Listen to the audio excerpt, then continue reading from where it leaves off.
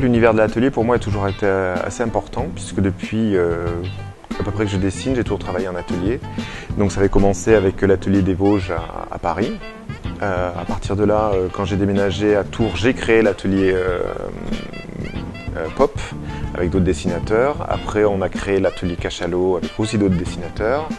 Et c'est que récemment, lorsque j'avais créé l'atelier Bayadère avec ma femme, que j'avais envie de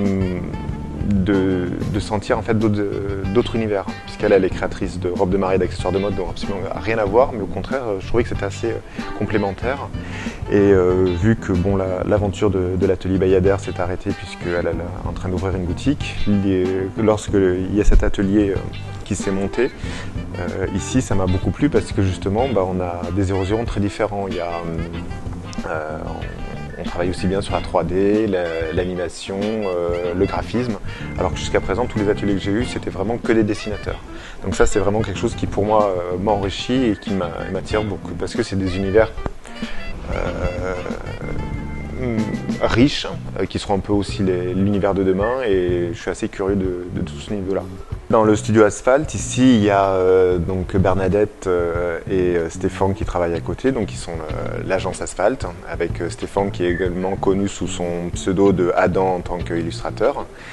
Il y a moi qui suis ici vraiment dans le côté auteur de bande dessinée, scénariste. Il y a Alain au fond, qui est lui graphiste et maquettiste.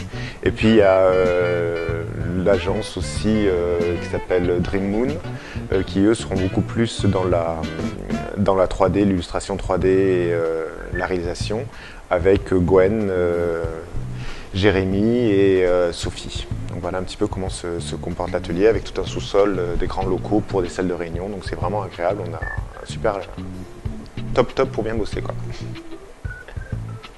Mon hiver commence de nuit à la maison avec mes cahiers sur lesquels je note toutes mes idées de scénarios. Donc là, j'ai des cahiers entiers de textes qui se passent.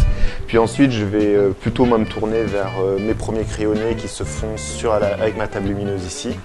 Donc qui me permet de travailler en deux temps. Donc un premier temps qui sont juste les crayonnés de mes planches et ensuite la finalisation sur belle feuille.